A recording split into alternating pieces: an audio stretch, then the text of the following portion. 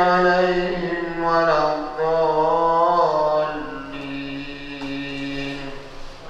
آمين.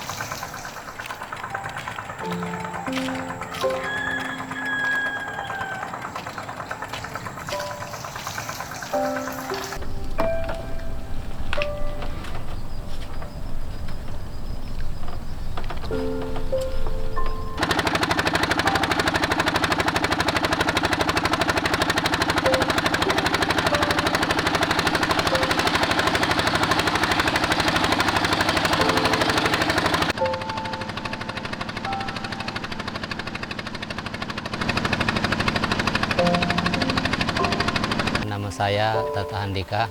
Saya adalah salah satu nelayan budidaya kerang hijau di Teluk Jakarta, yaitu tepatnya di Kamal Muara, Kecamatan Penjaringan, Jakarta Utara.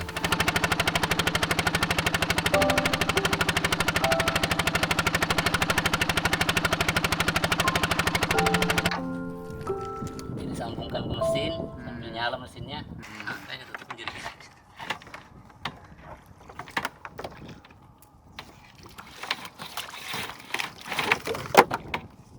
Kalau nyelam kan nggak terlalu ngebeban.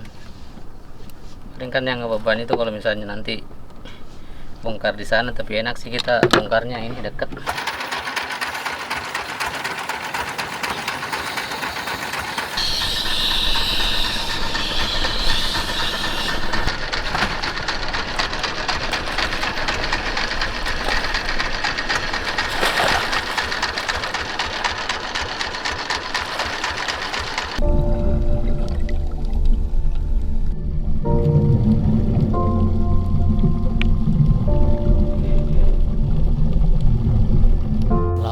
Jakarta itu kita sih sudah anggap bahwa itu adalah tempat atau sumber kita mencari sehari-hari.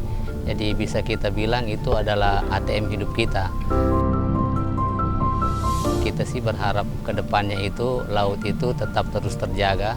Jangan sampai perusahaan-perusahaan itu bisa membuang limbah sembarangan. Jadi biar ekosistem laut itu tetap terjaga dan bisa menghidupi kita ke depannya.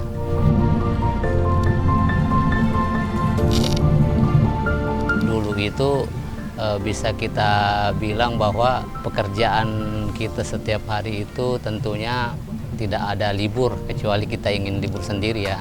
Kalau dibandingin sekarang itu kita banyak liburnya dibanding melautnya. Karena adanya perubahan ekosistem, terus perubahan iklim, dan juga adanya pembangunan di sekeliling. Jadi itu sangat berpengaruh bagi ekosistem laut.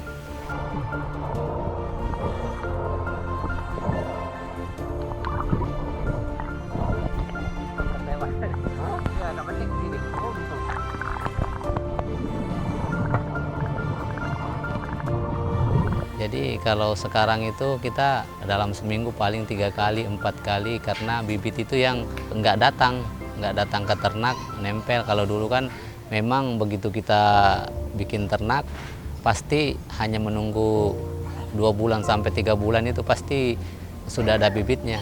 Jadi kalau berbicara perbandingan antara dulu dan sekarang itu tentunya jauh berbeda. Kalau untuk drastisnya sih kayaknya menurunnya mungkin sekitar dari 4 tahun dari sekarang ya, 4 tahun yang lalu, sehingga dari tahun ke tahun itu semakin berkurang dan sampai saat ini tentunya sangat berkurang sekali. Kalau kita mau bandingkan dari 2015 ke bawah, 2017 ke bawah itu masih lumayan hasil budidaya kerang hijaunya itu.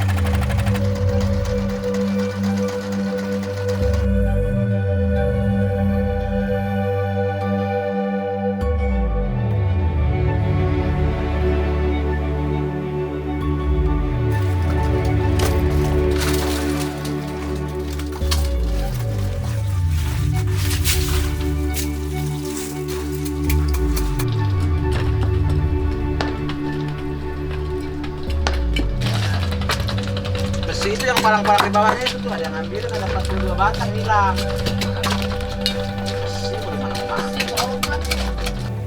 Dampak langsung yang kami rasakan itu selain dari hasil yang berkurang setiap tahunnya, tentunya dari penduduk juga yang mungkin semakin padat, terus air laut yang harusnya di pinggir-pinggir itu bening, sekarang di luar-luar pulau itu baru kita bisa melihat ada air yang bening.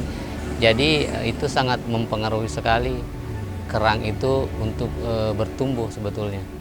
Terus yang kedua itu banyaknya limbah yang keluar itu menjadi salah satu penyebab juga mungkin, sehingga kerang-kerang itu untuk di bagian-bagian pinggir itu tidak bisa bertumbuh kembang. Yang ada ternak-ternak itu mati semua kerangnya.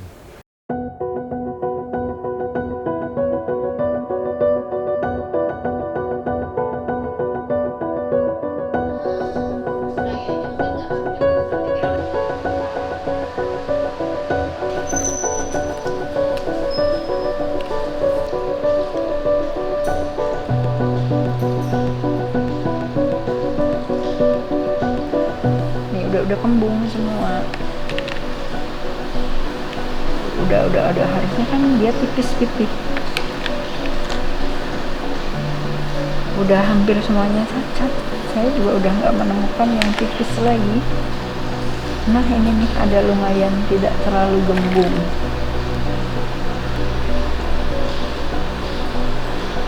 Kerang hijau di Jakarta itu ya saat ini sudah banyak sekali yang mengalami kecacatan. Nah, kenapa dia cacat? Karena di dalam tubuh kerang hijau terdapat banyak sekali bahan-bahan B3 ya, yang dari hasil penelitian kami ternyata B3-nya itu adalah logam berat. Logam beratnya juga ada beberapa jenis, bukan hanya satu jenis saja. Tapi ada mulai dari ada merkuri, ada timbal, ada kadmium, ada kromium, ada stannum ya. Dan masih ada beberapa jenis logam berat yang lainnya.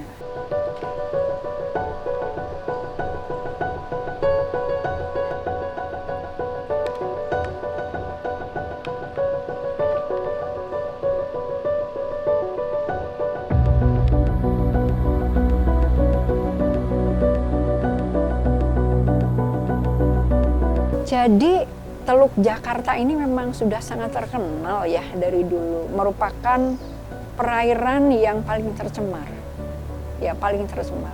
Tercemarnya sebenarnya bukan hanya oleh B3 saja, termasuk juga tercemar oleh nutrien.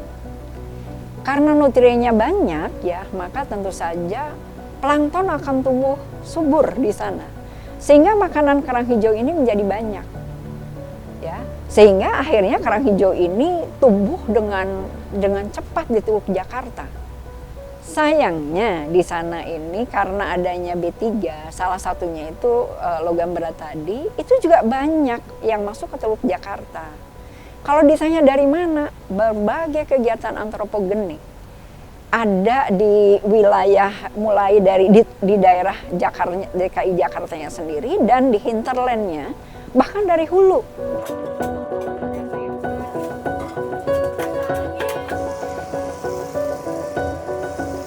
Ketika dia sudah masuk ke Teluk Jakarta, ya sebetulnya kalau dalam kondisi basah, ya itu si logam-logam berat ini tidak akan terlarut. Tapi ketika ada kebanyakan di kita ini kan kegiatan antropogenik, salah satunya itu kan akan menghasilkan gas rumah kaca. Gas rumah kaca yang paling umum itu kan CO2. Misalnya NOx, SOx, kemudian CO2 gitu ya. Ketika dia bereaksi dengan air, CO2 bereaksi dengan air, maka akan menjadi H2CO3. Ketika NOx bereaksi dengan air, maka dia akan menjadi HNO3. Ketika SOx bereaksi dengan air, maka dia akan menjadi H2SO4.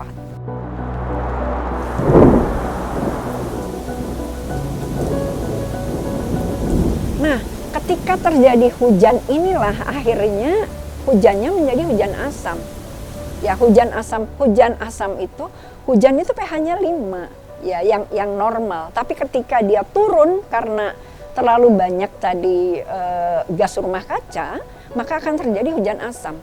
Nah, hujan asam ini pH-nya rendah sekali, jauh di bawah 3 biasanya.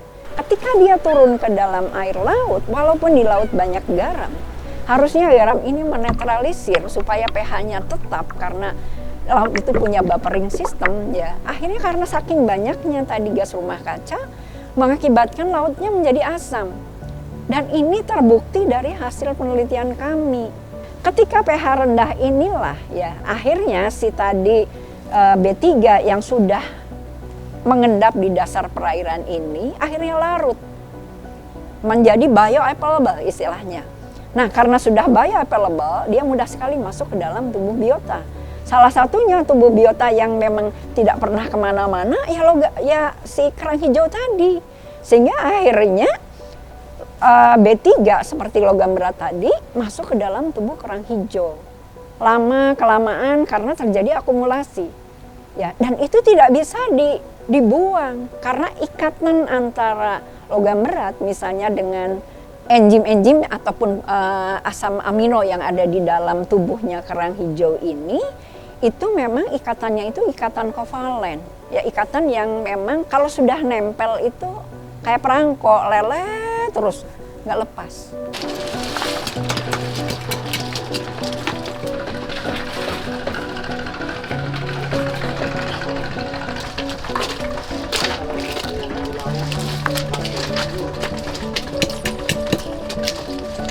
Adanya riset yang mengatakan kerang itu tercemar oleh merkuri, kami tentunya sangat menolak. Ketika memang kerang di laut itu terkena limbah, tentunya dia nggak bisa hidup. Jadi ketika ternak itu kena limbah, otomatis kan kerangnya mati. Nah, yang bertahan hidup itu tidak mungkin tercemar merkuri. Kalaupun seandainya itu tercemar merkuri atau racun, mungkin kamilah orang-orang yang pertama terkena dampaknya, karena kami setiap hari mengkonsumsi sebetulnya kerang itu.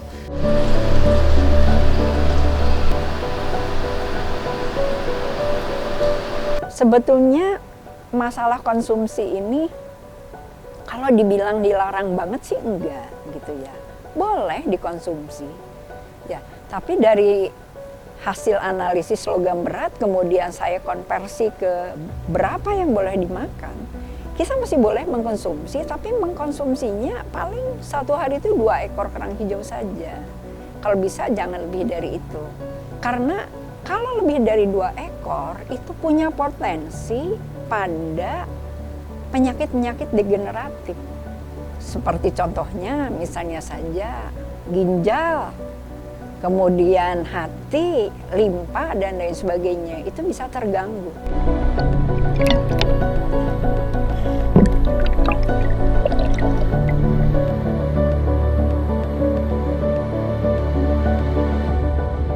Pada saat terjadi riset seperti itu, kan akhirnya yang terkena dampak itu kami-kami juga sebagai nelayan. Padahal dasar dari dampak itu kan keluarnya dari mereka-mereka yang ada di luar sana, dari perusahaan atau apa yang mengeluarkan limbah, sehingga kami yang mengalami dampaknya sendiri.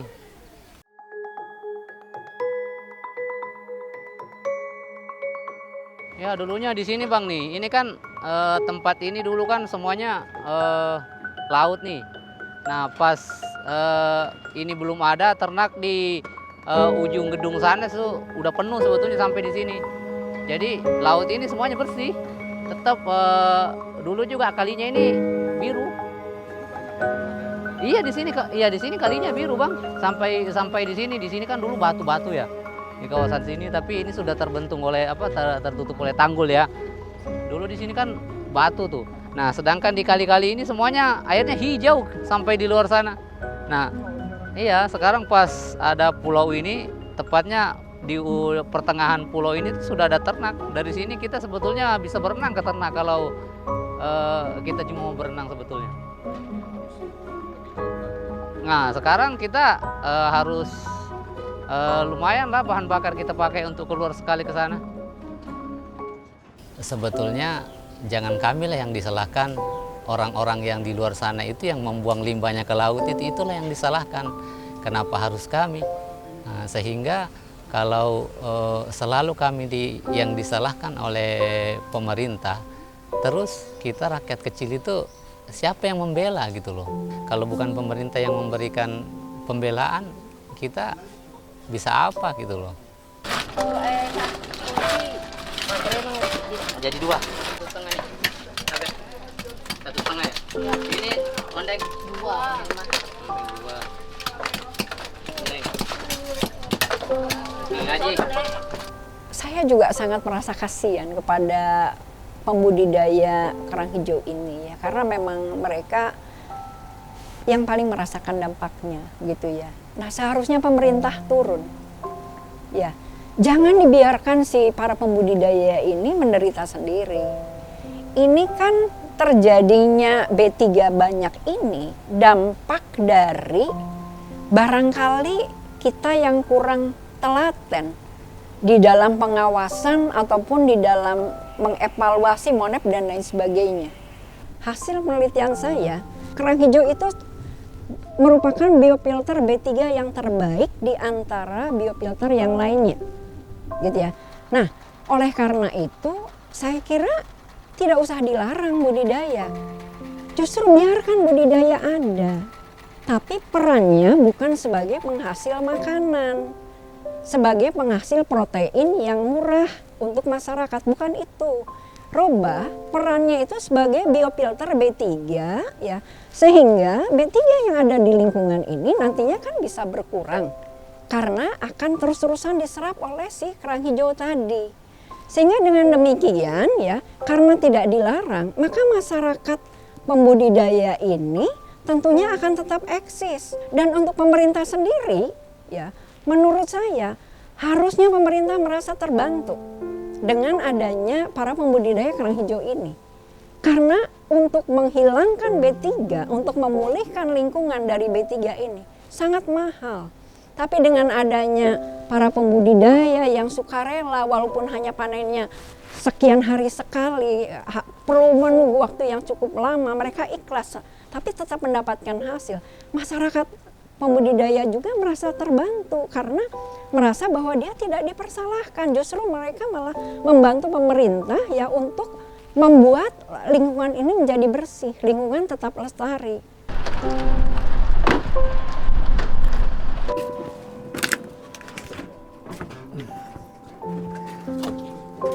Kalau misalnya setiap hari itu makin tahun penghasilan terus berkurang, kita itu bisa makan apa gitu loh. Sedangkan kan negara kita ini negara maritim, terus kita juga bagian dari warga Republik Indonesia. Tentunya pemerintah juga harus memberikan perannya yang besar sama nelayan, tidak hanya memberikan perannya kepada orang-orang yang memiliki uang besar gitu loh. Jadi kita sih juga berharap bahwa peran pemerintah itu juga besar terhadap nelayan-nelayan kecil seperti kita.